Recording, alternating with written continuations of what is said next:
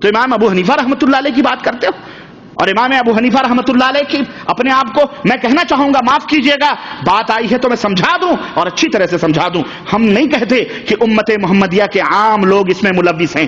ان کے پیچھے بڑے بڑے علماء، یہ بڑے بڑے جغادری، یہ بڑے بڑے مولوی لوگ ہیں جنہوں نے گستاخیاں کی ہیں. اور جو لوگ، ہم جتنے بھی اپنے آپ کو کہنے والے، کوئی کہے حنفی، کوئی کہے مالکی، ہم اس سے اعتراض نہیں، کہتے رہو، لیکن ایمان تمہارا، عقیدہ تمہارا پیغمبر اسلام حضرت محمد الرسول اللہ صلی اللہ علیہ وسلم جیسا ہونا چاہیے. تم اپنے آپ کو بستوی کہو، تم اپنے آپ کو گونڈوی کہو، تم اپنے آپ کو سعودی کہو، تم اپنے آپ کو ہندی کہو، تم اپنے آپ کو پاکستانی کہو، اس سے کیا ہوتا ہے؟ نسبتوں سے کیا ہوتا ہے؟ ارے کرسچن اپنے آپ کو عیسائی کہتے ہیں، تو کیا عیسائی کہنے کی وجہ سے وہ جنت میں چلے جائیں گے؟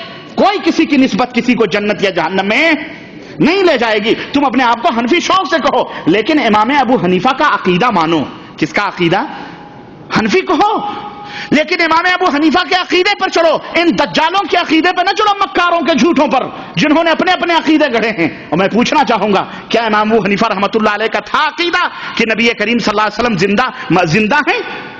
کیا تھا یہ عقیدہ امام ابو حنیفہ رحمۃ اللہ علیہ کا؟ لیکن آج ہمارے ملکوں کے تقریباً 75% ملا نے یہ عقیدہ رکھتے ہیں کہ نبی کریم صلی اللہ علیہ وسلم زندہ ہیں، اور زندہ ہی نہیں ہیں بلکہ باقاعدہ ازواج مطہرات پیش کی جاتی ہیں نعوذ باللہ، اور باقاعدہ آپ ان سے شباشی فرماتے ہیں. کیا یہ امام ابو حنیفہ کا عقیدہ تھا رحمۃ اللہ علیہ کا؟ نعوذ باللہ. کیا امام ابو حنیفہ عقیدہ تھا کہ مرنے کے بعد تیجے دوئم سوئم 40واں فاتحہ کرو؟ کیا امام ابو حنیفہ رحمۃ اللہ علیہ کا عقیدہ تھا کہ عرس اور میلے کے ڈیگے ٹھنکاؤ؟ کیا امام ابو حنیفہ رحمۃ اللہ علیہ کا عقیدہ تھا کہ گاجے اور بانجے اور بھنگ اور بھنگڑے ڈالو؟ امام ابو حنیفہ رحمۃ اللہ علیہ کا عقیدہ تھا کہ قبروں پہ میلے اور ٹھیلے لگواؤ؟ کیا امام ابو حنیفہ رحمۃ اللہ علیہ کا عقیدہ تھا کہ اللہ کے رسول غیب جانتے ہیں؟ کیا امام ابو حنیفہ رحمۃ اللہ علیہ کا عقیدہ تھا کہ نعوذ باللہ استغفر اللہ کہ نبی کریم صلی اللہ علیہ وسلم کی قبر یہ عرش اور کرسی سے اور کعبے سے بھی زیادہ افضل ہے؟ استغفر اللہ. یہ کس نے عقیدے بنائے؟ کیا نبی صلی اللہ علیہ وسلم، کیا امام ابو حنیفہ رحمۃ اللہ علیہ کا عقیدہ تھا کہ اللہ کے نبی ہر جگہ حاضر و نادر ہیں؟ کیا امام ابو حنیفہ رحمۃ اللہ کیا عقیدے تھے یہ، یا صحابہ کے عقیدے ہیں؟ میرے عزیزو، یہ چور ہیں، چور، جنہوں نے تمہیں اپنی نسبتیں دے کر کے اور تمہیں گمراہ کر رہے ہیں. صرف دعویٰ کرنے سے ہم مسلمان ہیں، ہم جنت میں چلے جائیں گے؟ اسلام جیسا تمہارا ایمان اور عقیدہ ہونا چاہیے، عمل ہونا چاہیے. کوئی نسبت کسی کو جنت میں، نسبتیں کوئی کام نہیں آتی. خون اور رشتے کوئی کام اللہ کے ہاں. تم نسبتیں لگا کے ڈپھلیاں پیٹ رہے ہو، ہاں، قادری بن کے، نقشبندی بن کے، سہروردی بن کے ڈفلیاں پیٹتے رہو. ہم جنت میں چلائیں گے، دامن پکڑ کے مچل جائیں گے، دامن پکڑ کے مچل جائیں گے قیامت کے دن. وہاں دامن ومن کچھ نہیں ہوگا، سارے ننگے دھڑنگے اٹھائے جائیں گے، سارے ننگے دھڑنگے اٹھائے جائیں گے، مادرزاد ننگے بغیر ختنہ کیے ہوئے. نبی علیہ الصلوۃ والسلام فرماتے ہیں اٹھائے جائیں گے. تم پکڑ کے لٹکو گے کیا وہاں پہ؟ نہ کپڑا ہوگا، نہ بستر ہوگا، کچھ نہیں ہوگا. دامن تو ہوگا ہی نہیں، تم لٹکو گے کیا پکڑ کے؟ وہاں مچلو گے کیا پکڑ کے؟ یہ بتاؤ.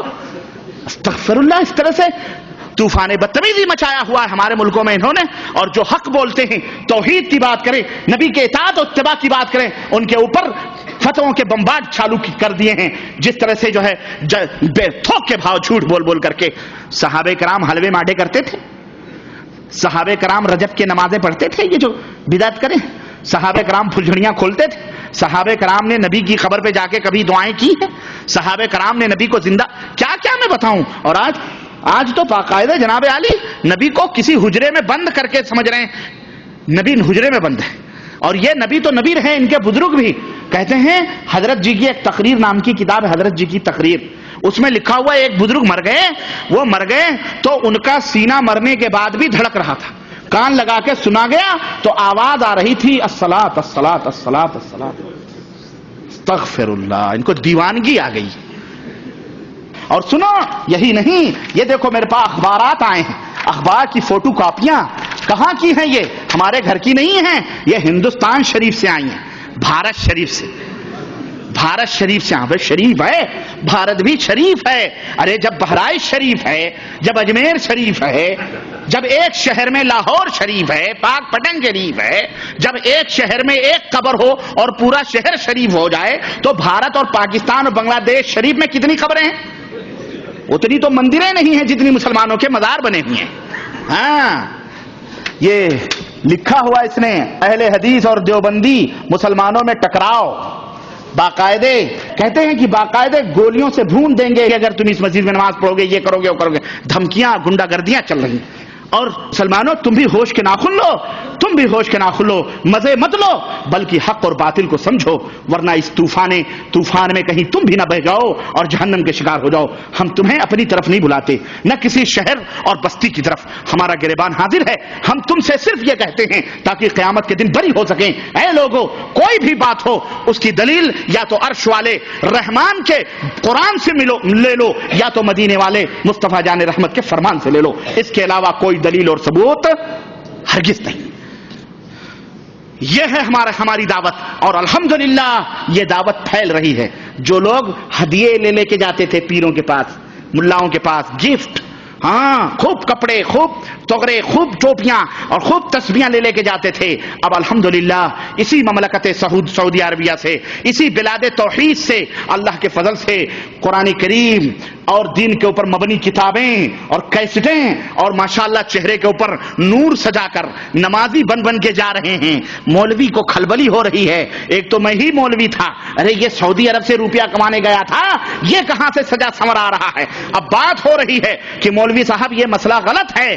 کہتے ہیں کیسے غلط ہے؟ یہ بخاری کھل رہی ہے، یہ مسلم کھل رہی ہے، یہ ترمذی کھل رہی ہے، یہ نسائی ابن ماجہ کھل رہی ہے. وہ سوچتا ہے یہ گیا تھا کام کرنے، یہ ہمارے لیے گفٹ لانے کے بجائے یہ مصیبت لا رہا ہے، ایٹم بم لا رہا ہے. مولوی تڑپ رہا ہے، بل بلا رہا ہے، سوچ رہا ہے اب کیا کریں. اب بس ایک ہی بات ہے، کافر کہہ دو، بات ہی ختم ہو گئی، بات ہی ختم ہو گئی. کافر کہہ دو، لا مذہب کہہ دو، خارجی کہہ دو، متنفر کر دو، جگہ جگہ جلسے کرواؤ، جگہ جگہ جلوس کرواؤ، ان کے خلاف، بات ہی ختم. لیکن دنیا بدھو نہیں ہے مولوی صاحب، مفتی صاحب، دنیا الحمدللہ ہوشیار ہے. ہم پاگل لوگ نہیں ہیں. ہمارے ہاتھ میں رب کا قرآن ہے، مصطفیٰ جان رحمت کا فرمان ہے. دنیا کی کوئی طاقت ان کا مقابلہ کر سکتی نہیں کر سکتی ہے انشاءاللہ تبارک و تعالی.